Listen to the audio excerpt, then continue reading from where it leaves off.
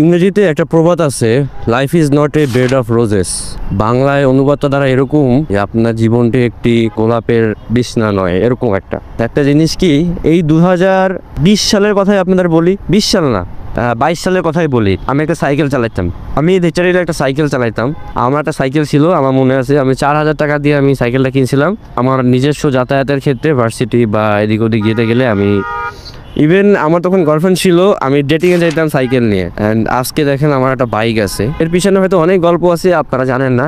বা আজকে আমার একটা ক্যামেরা আছে যার বাজার মূল্য এই মুহূর্তে প্রায় 60-62 হাজার টাকা। সো এটা কিন্তু এমনি এমনি আসেনি।